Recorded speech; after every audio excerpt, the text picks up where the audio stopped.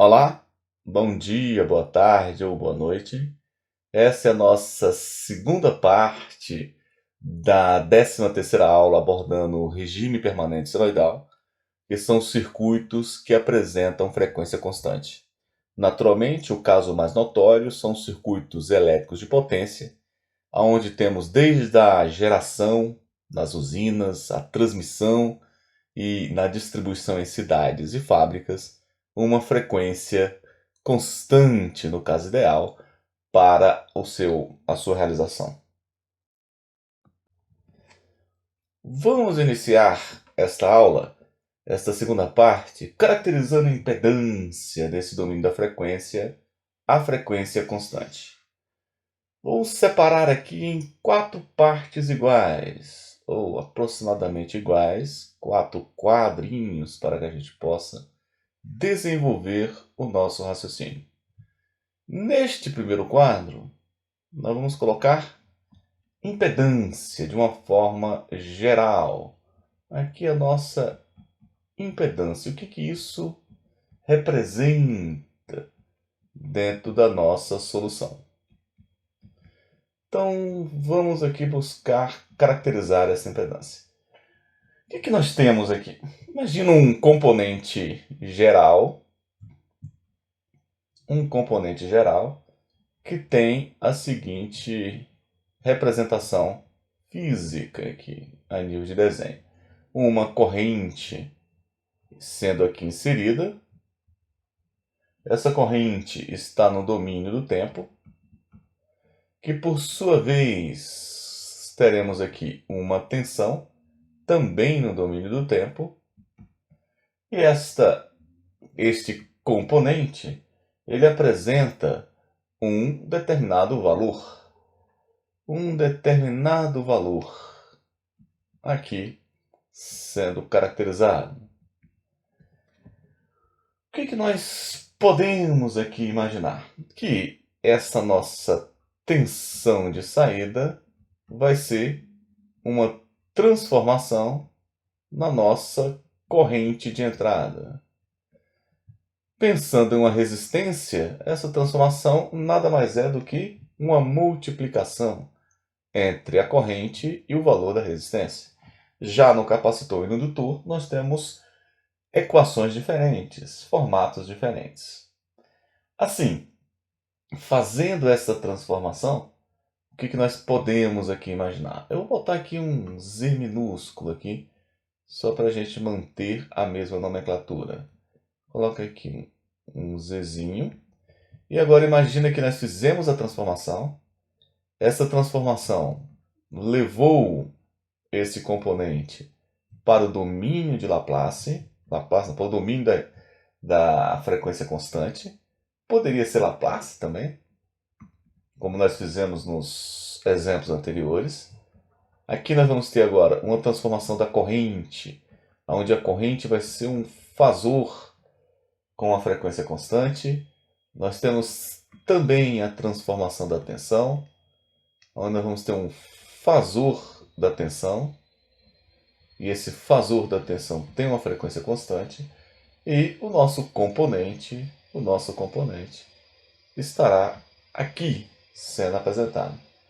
A relação nesse domínio estabelece que a nossa tensão é dada pela impedância vezes a nossa corrente, onde a caracterização da impedância é nada mais, nada menos do que essa tensão dividido por essa corrente. A questão em particular é que tudo isso está no domínio transformado. Pensando agora no resistor, só para a gente pegar o caso mais simples aqui desse raciocínio. Pensando em um resistor, como é que nós faríamos esta operação? Pensando no resistor, nós teríamos o seguinte. No resistor, para uma corrente de entrada, se uma corrente de entrada I de T dada por A cosseno de ômega t mais um ângulo é aplicada em um resistor, essa corrente no domínio fasorial, ou seja, já está em cosseno, então nós podemos passar diretamente para fasor, ela será dada por A e o ângulo aí presente, aí estabelecido. Naturalmente, a frequência aqui, ela é reservada, ela é guardada, caso a gente precise dela no futuro para converter para o domínio do tempo. Pensando no domínio do tempo, a relação entre tensão e corrente é notoriamente dada em um resistor pela seguinte equação que vocês já conhecem muito bem. Se nós temos aqui uma tensão no domínio do tempo dada por o V de t e uma corrente aplicada neste terminal, o I de t, sendo o componente com o valor R, nós não temos dúvida que a tensão no domínio do tempo será dado por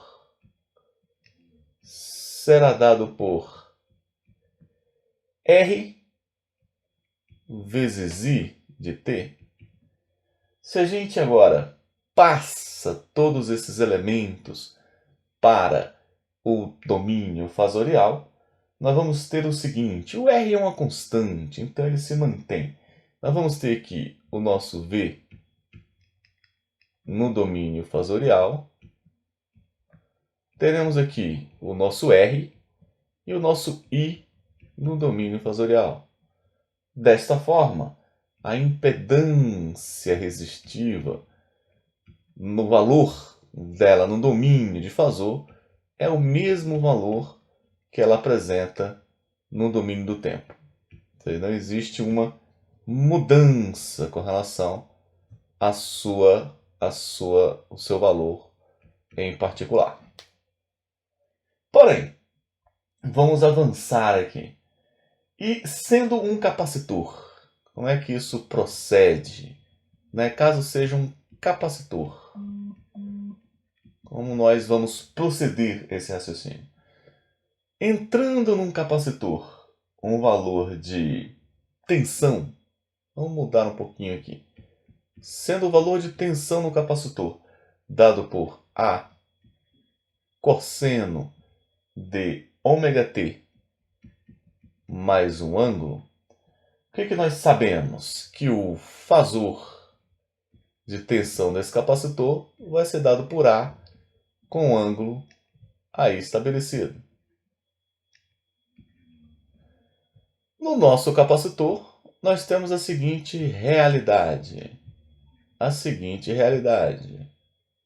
Temos aqui o nosso componente, sendo manifestado aqui, sendo inserido nesse componente uma corrente I de t. Teremos no nosso capacitor uma tensão, naturalmente, uma tensão V de t ou Vc de t. E essa tensão, ela obedece, a relação entre essa tensão e essa corrente obedece à seguinte regra: o nosso I de t é igual a C dV dt, tudo no domínio do tempo. Assim, o nosso I de t, para o nosso capacitor, vai ser a derivada da tensão multiplicada pelo valor da capacitância. Derivando o nosso V de t, que tem o valor ar cosseno de ômega t mais θ, nós teremos C, que é o valor da constante ali multiplicadora, vezes a derivada do cosseno, que vai ser um seno. Um seno, no caso em particular, de ômega t mais o ângulo, vezes a derivada do argumento, onde somente em t nós temos um multiplicador, vezes ômega. Reorganizando um pouquinho aqui, nós podemos fazer o seguinte: escrever o I de t como C. Não posso esquecer o A. Lembrando que nós temos um A aqui, já que eu não estou derivando um cosseno puro. Nós temos um A multiplicando. Então, essa derivada vai ser CA seno de ômega t, mais θ vezes o ômega. O que eu posso fazer? Eu posso trazer o meu ômega aqui para o início e reescrever o nosso seno como cosseno. Lembrando que eu vou ter que somar um ângulo de 90 graus. Logo, cosseno de ômega t mais este ângulo já prévio, mais 90 graus. Aí eu escrevo ele como cosseno. Por que faço isso? Para poder representá-lo no modo fasorial. Assim, nós agora passando todo esse termo para o nosso domínio aqui dos fasores, nós vamos ter a seguinte representação. Isso aqui é uma constante, logo ela se mantém. E esquecemos aqui nesse momento a nossa frequência, e aqui nós vamos ter E elevado a J ômega T. Vamos lá, E elevado a J ômega mais 90, na verdade.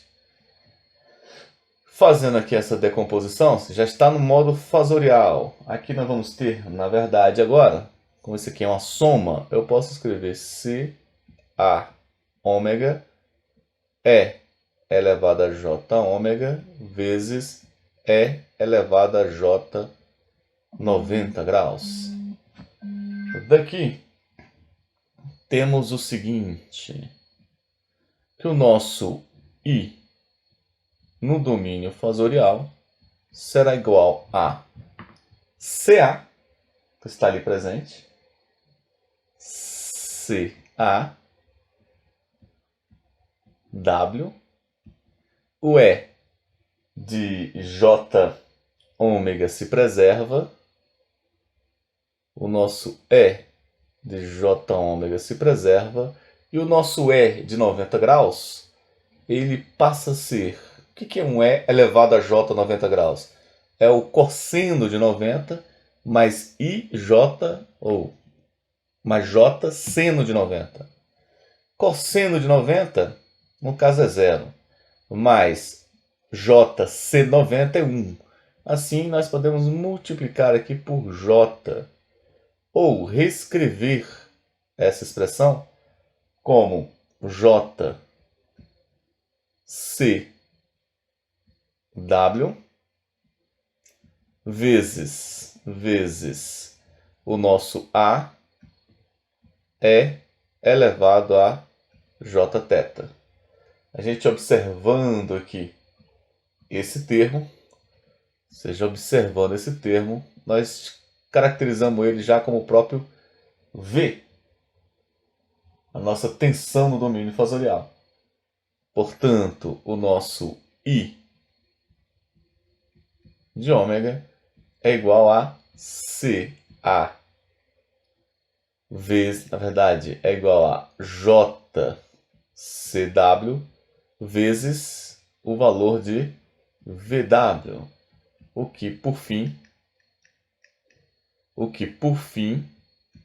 nos permite observar que o nosso ZW, que é igual a VW sobre W, será particularmente igual a 1 sobre JCW.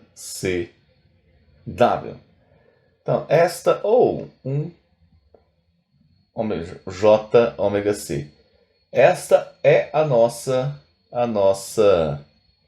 impedância capacitiva. Vamos desenvolver agora um raciocínio similar para o nosso indutor, que é a nossa terceira parte aqui.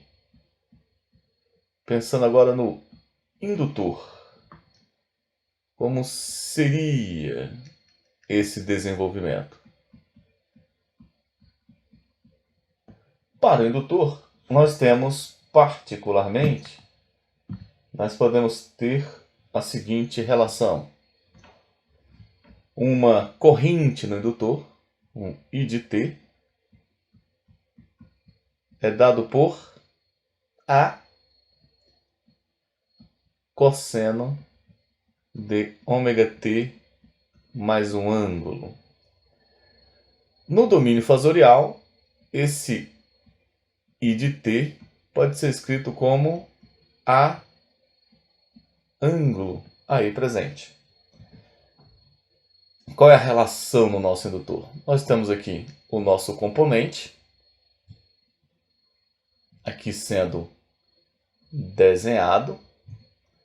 Neste componente teremos também uma corrente no domínio do tempo, que por sua vez será manifestado também uma tensão nesse domínio do tempo.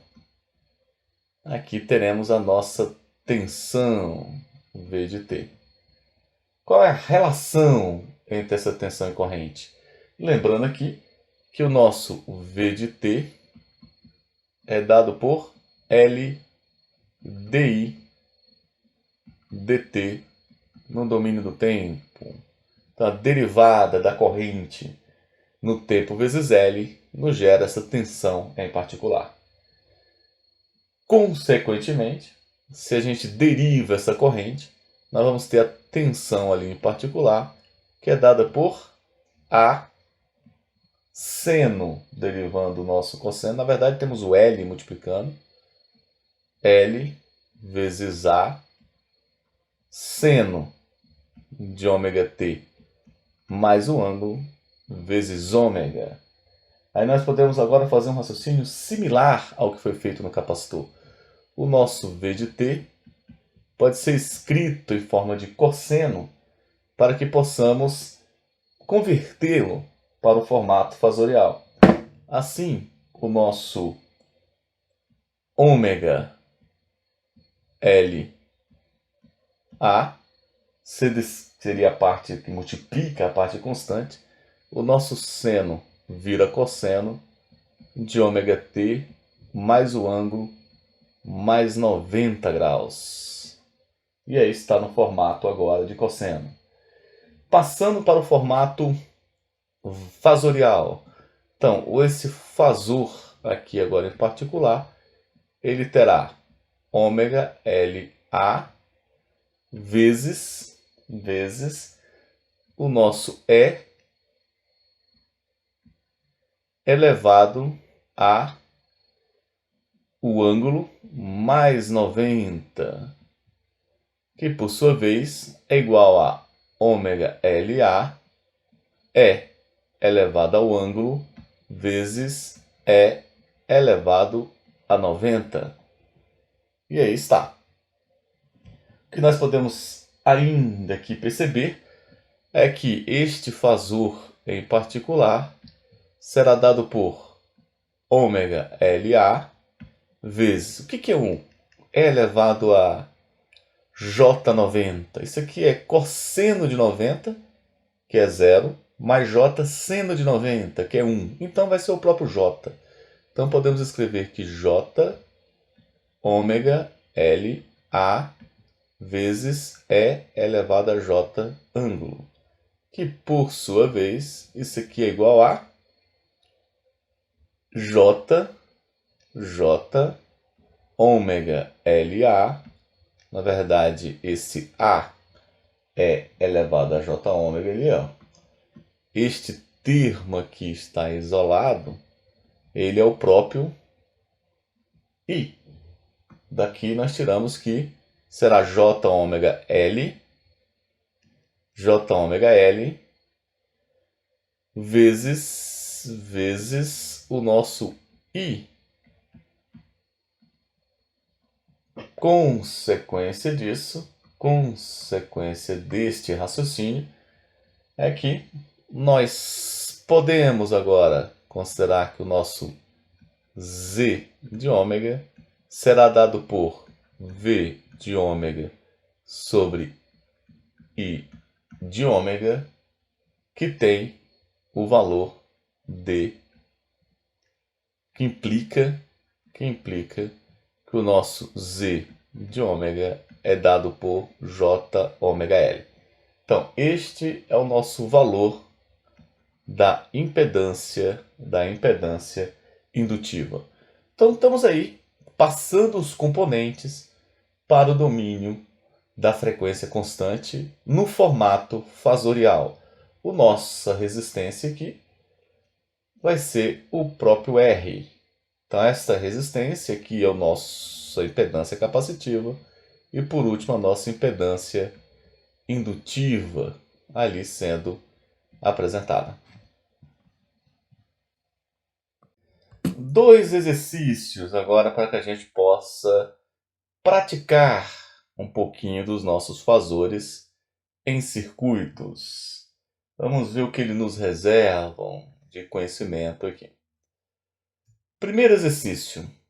A entrada desse circuito AC é mostrado na figura abaixo e é uma fonte de tensão dada por V de S 12 cosseno de 1000 mais 15 graus. Determine as impedâncias no capacitor, indutor e resistência e a corrente I. Então, nós queremos saber o valor dessa corrente e o valor das impedâncias. Como fazer? Nós sabemos aqui que o nosso VS de T em particular, é dado por 12 cosseno de 1000 T mais um ângulo de 15 graus. O que isso aqui implica? Implica que o nosso fasor, o V de S, em ômega, vou até omitir o ômega aqui, será igual a 12 com o ângulo de 15. E, naturalmente, a nossa frequência é dada por 10 a terceira radianos por segundo. Dito isso, nós agora podemos encontrar as nossas impedâncias. Qual é o valor da impedância resistiva? A impedância resistiva é o próprio R. Logo, não tem muito o que fazer. Nós já sabemos que o valor aqui é 30 ohms. Qual o valor da impedância capacitiva? Conforme o nosso desenvolvimento anterior, a impedância capacitiva é 1 dividido por J ômega C. Aqui vai ser igual, vou botar em si mesmo, vai ser 1 dividido por J ômega C, que por sua vez implica que essa impedância capacitiva tem um valor de 1 dividido por J. Qual o valor de ômega? O valor de ômega é 10 a terceira. Qual o valor de C? O valor de C é igual a 40 vezes 10 a menos 6. 40 vezes 10 a menos 6. Na verdade, 40 vezes 10 a menos 6. Fazendo aqui toda esta multiplicação, nós temos aqui, na verdade, menos J já é garantido. Então vamos lá, o nosso ZC vai ser igual a menos J, subindo o J ali. E aqui nós temos 10 a sexta vezes 10 a terceira é 10 a menos 3.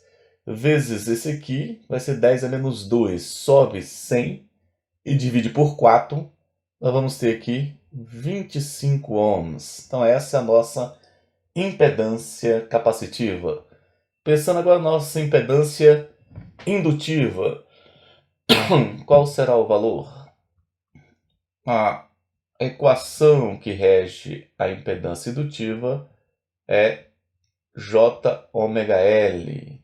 Daqui nós tiramos que a nossa impedância indutiva será no valor de J vezes 10 a terceira, que é o valor da frequência, vezes o L, que tem o valor de 65 65 vezes 10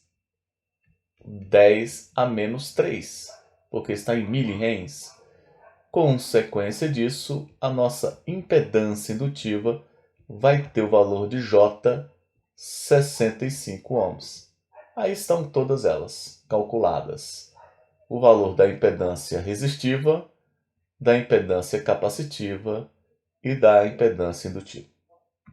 Segunda parte do problema, ele nos pede para identificar o valor da corrente. Qual corrente? A corrente que circula nesse nosso circuito. Como fazer? Fácil, porque agora nós temos a tensão que é dada por 12 com ângulo de 15. E temos todas as impedâncias aí caracterizadas. Nós sabemos que a corrente que passa nesse circuito vai ser dada pela tensão que está aí nesse circuito, dividido a tensão Vs, na verdade, a corrente que passa nesse circuito, o nosso fasor de corrente, vai ser dado pela tensão, que é o fasor de tensão, dividido pelas impedâncias ali, que é o somatório da impedância resistiva mais a impedância capacitiva mais a impedância indutiva. Isso aqui nos dá o valor de 12 com ângulo de 15, com ângulo de 15 graus, dividido por 30, mais ou menos J25, mais J65. Fazendo essas operações todas aqui, nós chegamos ao valor de 0,24 com um ângulo de particularmente 38, menos 38,13.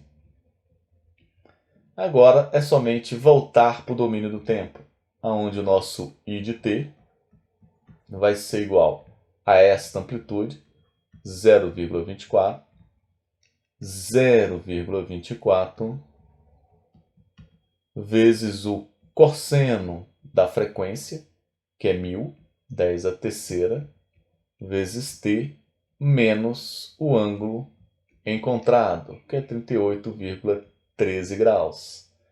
E assim nós temos equacionado esse problema e identificado o valor da corrente para os valores dos componentes ali apresentados. Vamos ver este segundo que nos reserva.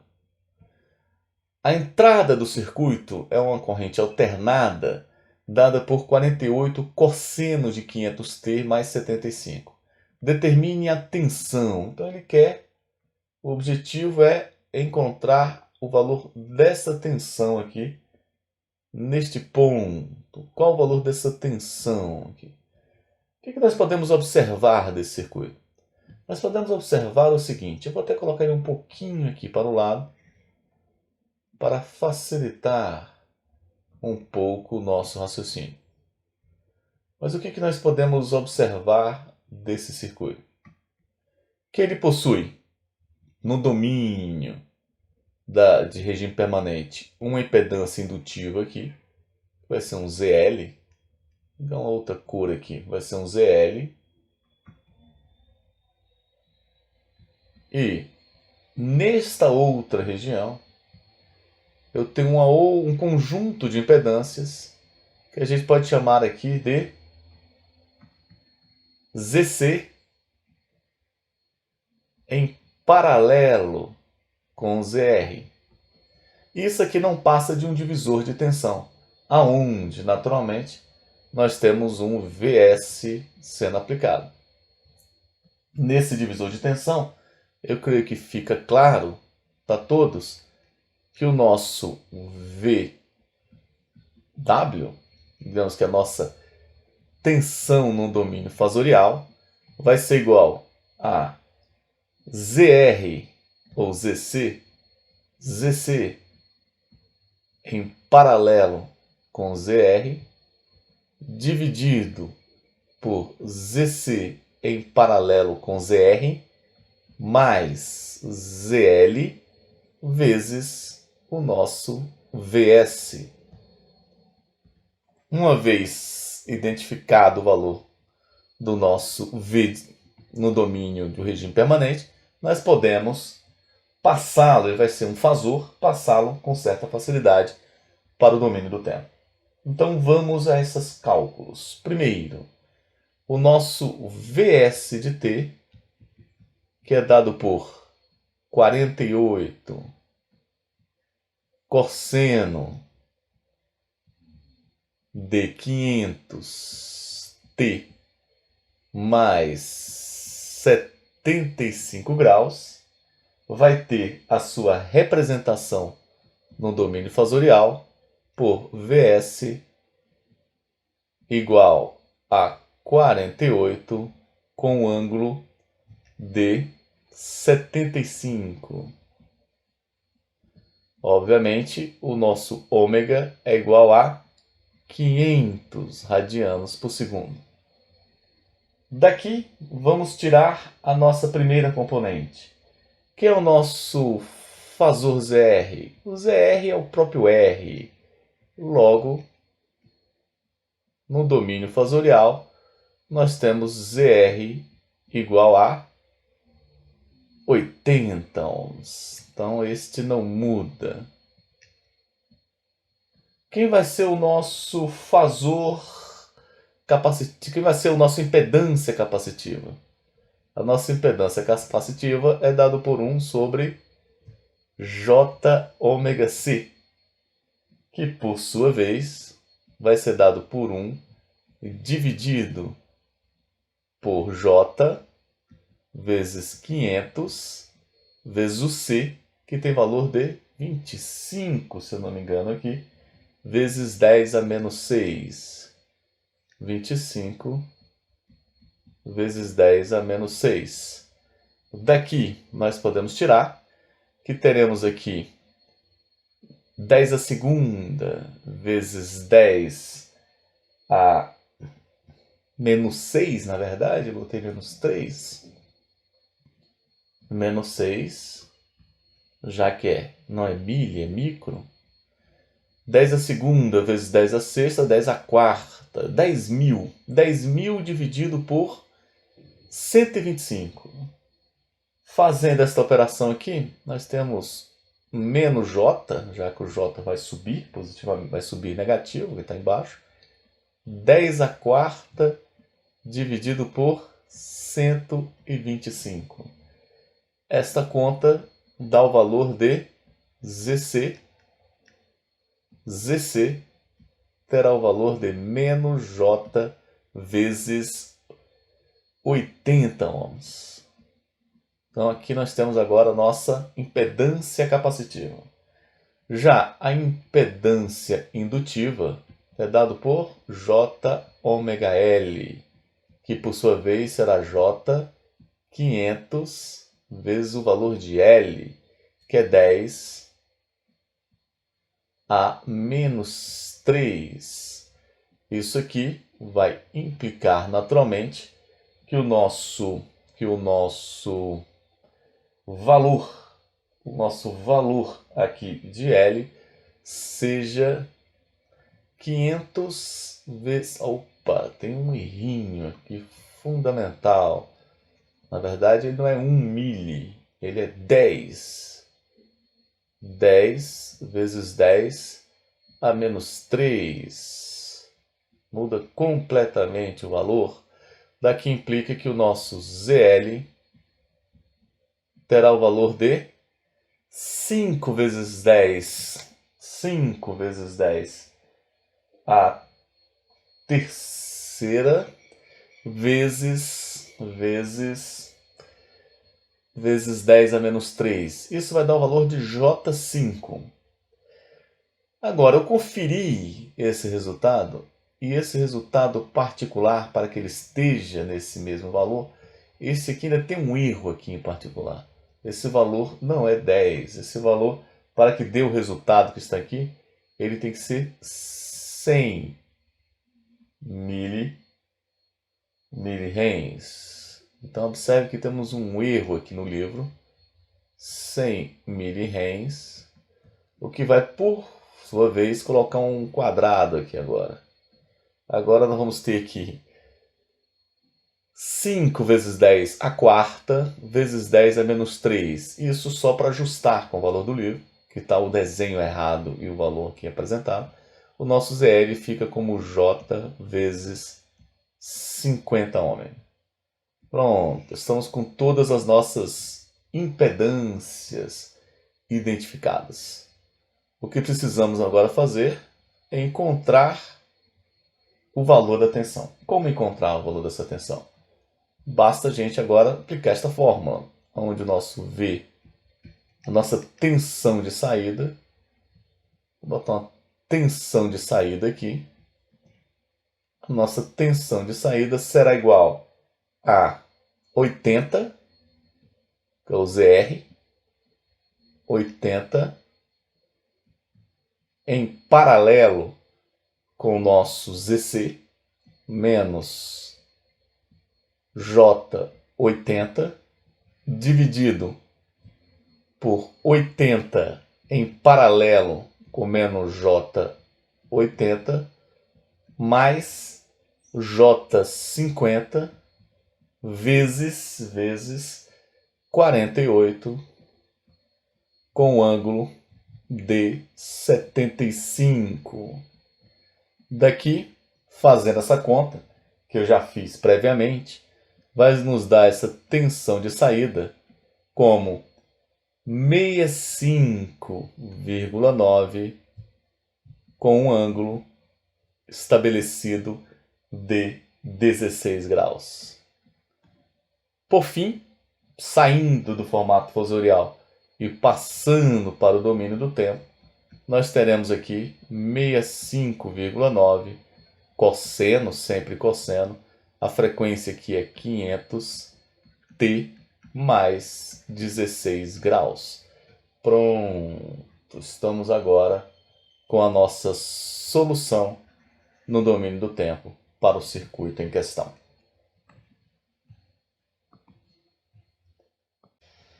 O nosso aprendizado em circuitos anteriores, tanto domínio do tempo, só resistivos, como com elementos que armazenam energia, onde nós tivemos a alegria de compreender a análise nodal, a análise de malha, superposição, o Norton, Thevenin, divisor de tensão, divisor de corrente, equivalências, tudo isso vale aqui, com a particularidade que nós vamos estar no domínio fasorial.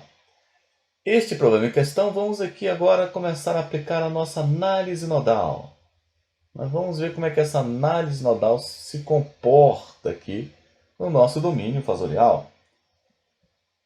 Na verdade, o comportamento é o mesmo, só com a particularidade que nós vamos estar com o circuito no domínio fasorial. Então vamos à nossa exemplificação.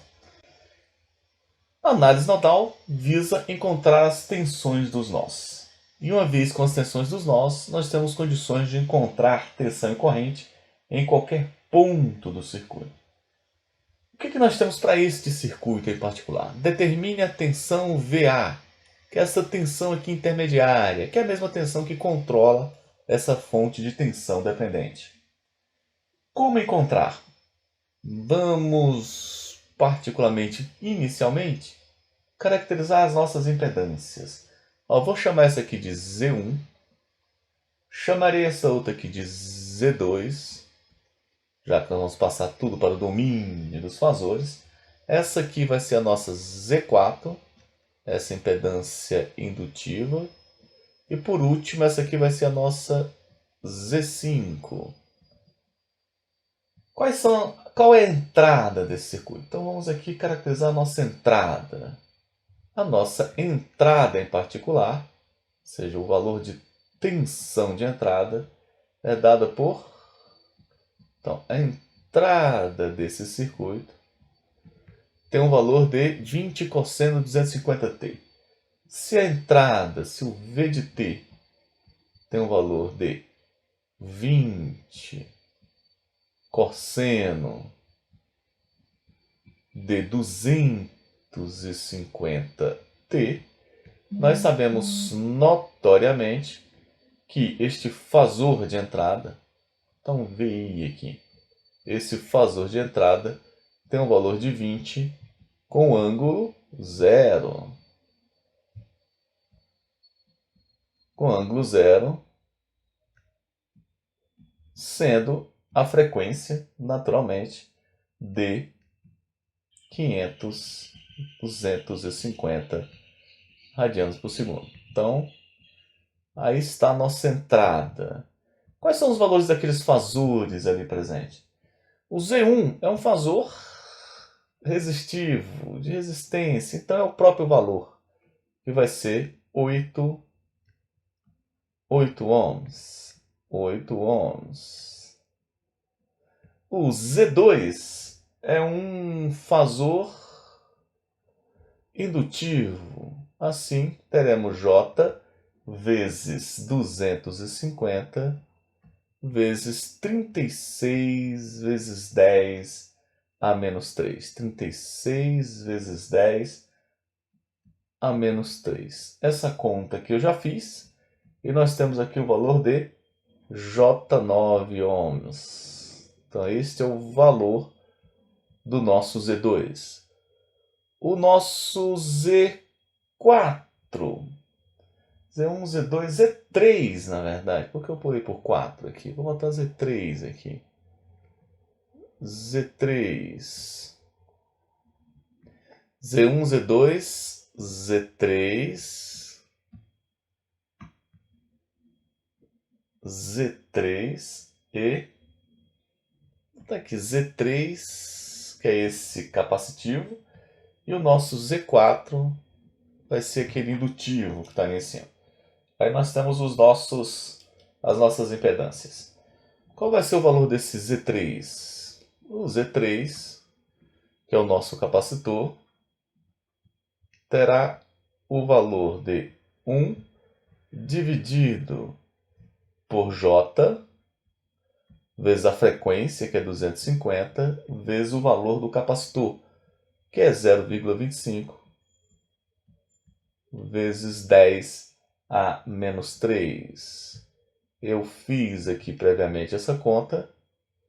E nós temos o valor desse capacitor, se não estiver errado. Ele tem o valor aqui identificado de menos J. Até que vai dar esse valor. Vou fazer esse valor novamente.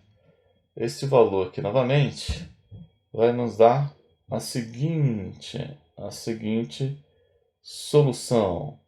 Nós temos 250 vezes 0,25 elevado a menos 3. Isso deu 16. Então aqui vai ser menos J16 ohms. E o nosso Z4, que é o nosso segundo indutor, temos o valor de J vezes 250 vezes 80 vezes 10 a menos 3. Esse valor em particular vai ser no valor de 20. J20 ohms. Aí está os nossas impedâncias. Vamos redesenhar esse circuito. Nosso circuito agora terá a seguinte representação aqui, o seguinte desenho. Aqui nós vamos ter uma impedância, que eu já vou juntar o valor daquelas duas impedâncias aqui. Elas estão em série, independentemente de uma ser uma impedância complexa e a outra não, elas estão em série. Aqui nós vamos ter, vai até uma última impedância. Esta última impedância aqui presente. Temos uma fonte dependente aqui sendo apresentada. e o nosso circuito se fecha aqui. O que nós temos mais? Duas impedâncias, na verdade uma impedância aqui, que é a nossa impedância capacitiva, e uma outra fonte, que se encontra aqui posicionada. No caso, uma fonte de corrente, que a gente deveria ter caracterizado, porque também é uma entrada do nosso circuito. Mas vamos caracterizar agora, então. Qual o valor dessa tensão aqui de entrada? Essa aqui é 20 com ângulo zero. Qual o valor dessa impedância? É o somatório dessas duas, que vai ser Z1 mais Z2. Z1 mais Z2 vai ser 8 mais J9. Qual é o valor dessa aqui em particular? Essa aqui é o nosso Z3. O nosso Z3 é o menos J16. Esta aqui superior é o nosso Z4. O nosso Z4 é J20. E qual o valor desta tensão? Mais menos, com valor de 4 VA.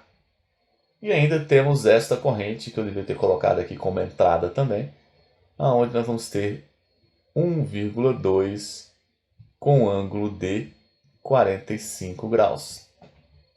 Esse é o nosso circuito. Nós vamos resolver o nosso circuito com análise nodal. E nós precisamos saber o valor de VA. E o valor de VA, ele está dado, na verdade está posicionado aqui neste ponto, nos dando a clareza que o VA é nada mais do que a tensão deste nó, tomando como referência o nosso terra aqui neste ponto. Então, aplicando agora a nossa análise nodal, o que nós temos aqui?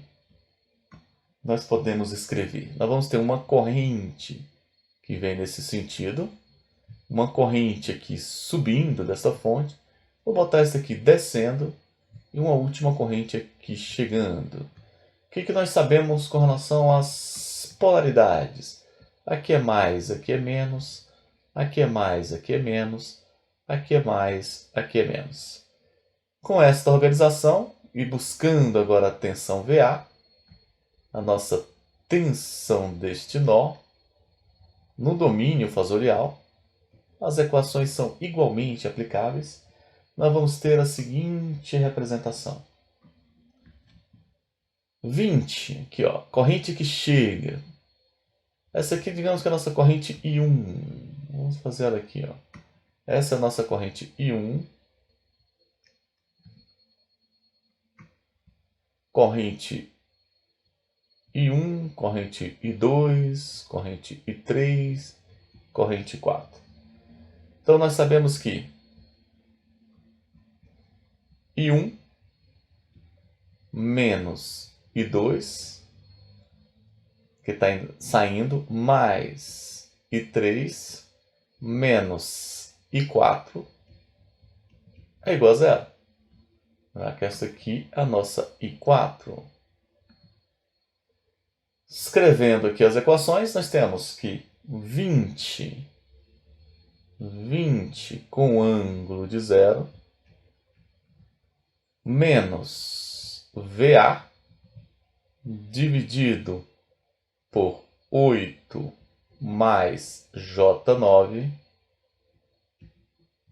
que é a que chega, a primeira que chega, menos aí 2, que nada mais é do que VA dividido por menos J16. A próxima aqui, que está chegando, e é uma fonte independente, então é 1,2 com o ângulo de 45. 1,2 com ângulo de 45. Isso aqui também está saindo, vai ser menos o nosso I4, que nada mais é do que VA menos 4 VA sobre J20. Tudo isso aqui é naturalmente igual a zero. Juntando os nossos VAs aqui, nós podemos reescrever essa equação como 20 com ângulo de 0 sobre 8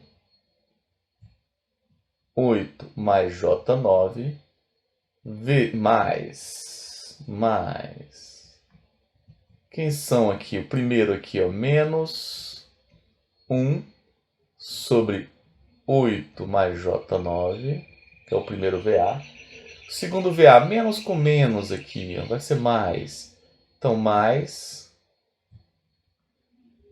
1 sobre J16. O outro aqui, este aqui, particularmente, vai ser VA menos 4VA.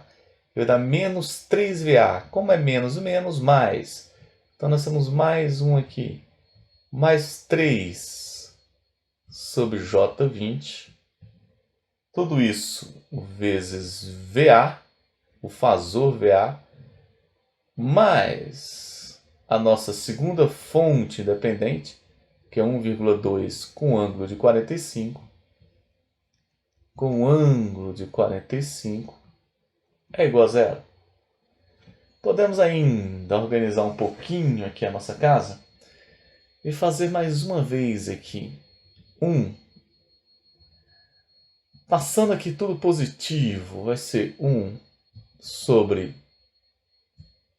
8 mais J9, mais, no caso agora não é mais, é menos 1 sobre J16, menos 3 sobre J20, vezes VA,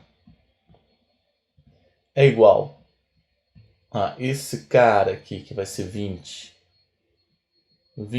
com ângulo de 0, dividido por 8 mais J9, e o segundo termo aqui, que é igual a mais 1,2 com ângulo de 45. Esta operação nos dá 0,16 com ângulo de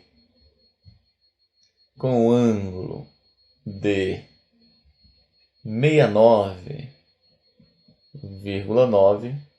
Isso aqui vezes o nosso VA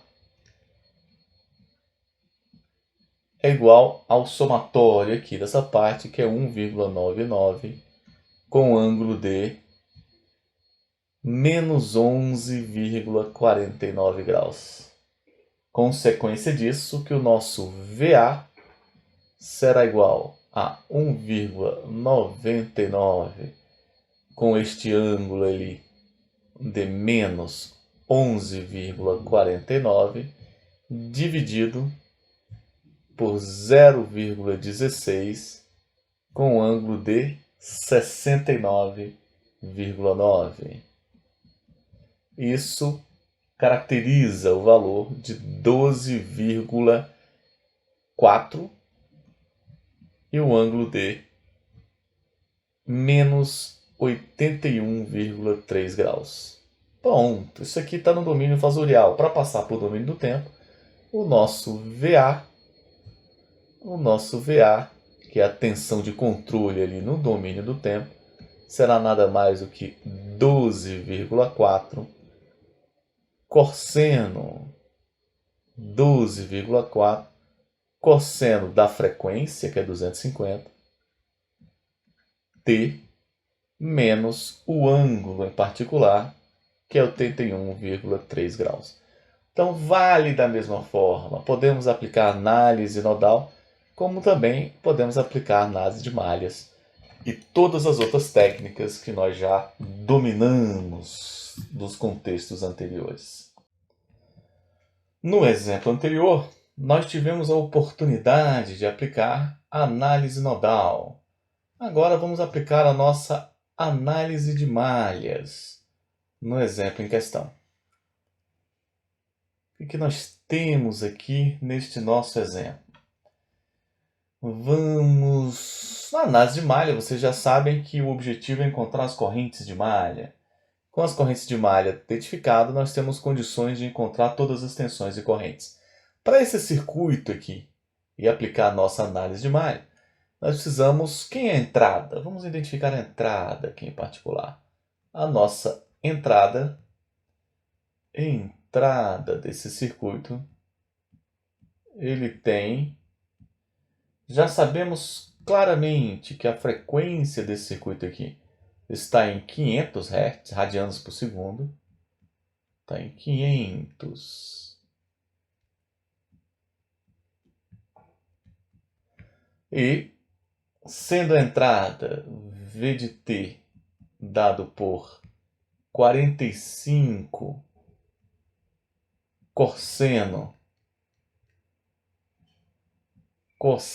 de 500t, fasorialmente, essa nossa entrada, vou botar um VI aqui, a nossa entrada vai ter o formato de VI igual 45 com ângulo zero. Então, esta é a nossa entrada. Nós podemos dizer mais desse nosso circuito. Com relação às impedâncias, vamos caracterizar as impedâncias aí presentes. As impedâncias são as seguintes. Botando as nossas impedâncias aqui, vamos botar nomes para elas. Eu vou chamar esse aqui de Z1, esta outra aqui de Z2, esta aqui em particular vai ser a nossa Z3, Z4, temos aqui a Z5 e a Z6. São todas essas impedâncias que estão aí presentes. Z1 é uma impedância resistiva, logo ela já está aqui caracterizada diretamente como 100 ohms. A nossa Z3 também é resistiva, logo aqui nós temos o valor dela diretamente por 200 ohms, sem maiores trabalhos. Já a Z2 é uma impedância que tem característica indutiva, logo nós teremos J vezes 500 vezes o valor que é 80 vezes 10 a menos 3, implicando que o nosso Z2 terá o valor de J40 ohms. O nosso Z3, na verdade o Z3 já fizemos, Z4. O Z4 é também uma impedância indutiva. Assim nós temos J 500 vezes o valor de 50 vezes 10 a menos 3, o que vai performar aqui um valor de Z4 com o valor de 25, J 25 ohms. O nosso Z5, o Z5 é uma impedância capacitiva. Então ele tem o valor de 1 dividido por J 500 vezes 25 vezes 10 a menos 6, que é o valor do nosso capacitor. Aqui, particularmente, o nosso Z5 vai ter o valor de menos J 80 ohms. E por último, o nosso Z6 tem o valor de 1 dividido por J vezes 500 vezes o valor desse capacitor, que é 1,5. Não, 12,5 vezes 10 a menos 6. É metade desse valor, o que vai implicar que o nosso Z6 vai ser o dobro do valor anterior. Aí estão as nossas impedâncias. Como é que fica o nosso circuito aqui? Vamos desenhar o nosso circuito. Desenhando aqui o nosso circuito, nós temos o seguinte. Nós temos aqui uma fonte de entrada e temos as nossas impedâncias. Aqui eu vou botar uma impedância única, já que nós temos duas impedâncias em série, como nós podemos observar ali. Então vai ser esta aqui para aglutinar o somatório de Z1 mais Z2. Aqui nós temos uma impedância aqui mais ou menos na altura da nossa fonte, que é o nosso Z6, que é uma impedância capacitiva. E aqui ele retorna. O que nós temos mais aqui no nosso circuito? Temos uma impedância aqui intermediária, que está em série com outra aqui, nesta conexão. E por fim, nós temos uma que desce aqui nesse braço central. Então, essa é a nossa topologia. O que nós podemos dizer mais? Podemos dizer que o valor da tensão aqui é 45 com ângulo zero, conforme nós já fizemos. Essa aqui de cima é Z1 mais Z2. Z1 é 100. Z2 é J40. Então aqui vai ser 100 mais J40. O nosso Z3. O Z3 é 200. Então aqui tem 200. O nosso Z4. O Z4 é J25. Então aqui tem J25. J25 é o valor dessa impedância. Essa capacitiva aqui, que é o nosso Z5, é menos J80. Menos J80. E por último, nós temos esta aqui, que é menos J160. Menos J160. Creio que não esqueci nada. O que nós precisamos fazer? Aplicar a nossa análise nodal nesse circuito. Qual o objetivo desse circuito em questão? Determine os valores das correntes abaixo. Estamos aplicando a análise de malha, não análise nodal, análise de malha. Então vamos determinar os valores. Vamos aproveitar e identificar o valor também dessa tensão aqui em particular. Quais são as nossas malhas? Nós podemos definir uma malha aqui, que é a nossa malha I1. Podemos definir a nossa malha I2 nesse ponto. E por último, a nossa malha I3 aqui. Com essas malhas aí definidas, nós vamos ter as seguintes tensões, ou disposição de tensões, ou polaridades previamente estabelecidas, que eu estou aqui agrupando. Pronto. Com esses valores, agora nós podemos levantar as nossas equações. Quais são essas equações? Primeira equação para o I1. A equação para o I1, pensando aqui na corrente I1, essa equação é menos 45 com ângulo zero.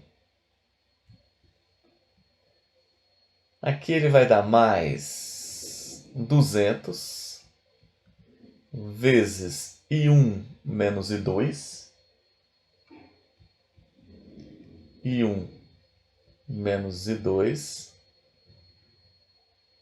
mais ou menos J80 I1 menos I3 é igual a zero. Então essa é a primeira equação. Segunda equação. Então essa aqui é a equação para o I1. Equação para o nó I1 aqui presente. Então, nó I1 não, para a corrente de malha I1. Para a corrente de malha I1, nós temos essa aí. Para a corrente de malha I2, qual é a nossa equação? Essa aqui em cima. Essa aqui vai ser 100 mais J40 vezes I2. Ela está isolada ali. Agora nós temos aqui menos 25, já que ele está entrando pelo polo negativo. Menos 25 vezes I3 menos I2. Menos 200, porque também está entrando pela parte negativa. Menos 200 vezes I1 menos I2 é igual a zero. Então esta é a nossa segunda equação. E a nossa terceira e última equação de malha, que vai ser para o nosso I3, aqui em particular. Nós temos aqui, vou começar por este aqui, menos J 160 vezes I3. O intermediário vai ser menos também, mas vai ser menos J80, então fica mais J80 vezes I1 menos I3. E nesta parte superior, nós vamos ter aqui mais J25 vezes I3 menos I2 igual a zero. Vamos reorganizar um pouquinho as nossas equações. Essa primeira equação aqui, ele tem o I1, tem aqui 200 e tem menos J80 em 1. Então temos condições de escrever aqui 200 menos J81. Para I2 nós só temos o 200 aqui, que vai ser menos 202. Menos 202. Para o I3, nós temos aqui menos J80 vezes menos I3. Então vai ficar mais J80 I3 é igual a menos 45, passa como mais 45. Então mais ou só 45 com ângulo zero. Então a primeira equação. Segunda, temos I1 aqui, temos um I1 aqui. Então nós podemos dizer que este 1 vai ser menos 201. Menos 201. Temos I2. I2 nós temos aqui, aqui e aqui. 100 vezes I2 menos. Vamos ver de novo. 200 vezes menos I2, então vai ser 100 I2 mais 202, 302. Então a parte real do I2 aqui vai ser 300. E a parte complexa, imaginária, nós vamos ter aqui menos 25 ou mais 25, mais 40. Então fica mais 65, mais J 65 e 2. Temos I3, também temos I3 aqui. Particularmente vai ser menos J 25 e 3. Menos J 25 e 3 igual a zero. E a nossa última equação, temos I1. O I1 aparece somente uma vez aqui, que vai ser J 80 vezes I1. O I2 só aparece uma vez, menos J 25 e 2. E o nosso I3, ele tem aqui menos 163, menos 83, isso aqui vai dar menos 240, mais 25 vai dar menos J 215 e 3 igual a zero. Igual a zero. O que nós podemos pensar agora sobre os problemas? Nós podemos colocar ele no formato matricial. No formato matricial, nós temos o seguinte: 200 menos J80. Intermediariamente, nós vamos ter menos 200. Aqui nós vamos ter J80. Isso aqui vezes o valor de I1, I2 e I3 será igual, e eu já posso antecipar, o valor de 45 com ângulo zero, 0 e 0. Segunda linha, temos aqui menos 200. Intermediariamente, nós vamos ter aqui 300 mais J65. E aqui nós temos menos J25. E a última linha, temos o J80, J80 menos J25 e menos J215. Então, esses são as representações de todos os componentes aí. Se a gente equacionar esse problema, isolar aqui a inversa dessa matriz vezes essa coluna, vai nos dar os seguintes valores. I1 vai ser igual a 0,58 com ângulo de nada mais, nada menos 25 graus. I2 nesse sistema completamente determinado vai ser 0,37 com ângulo de 15 graus. E o nosso I3 teremos o valor de 0,17 com ângulo de 28 graus. Passando aqui tudo para o domínio do tempo, nós podemos escrever que o nosso I1 nada mais é do que 580 cosseno. Qual é a frequência? 500t mais 25 graus, isso em miliampere. Essa próxima aqui, o I2 pode ser 370 cosseno de 500t mais 15 graus em miliampere.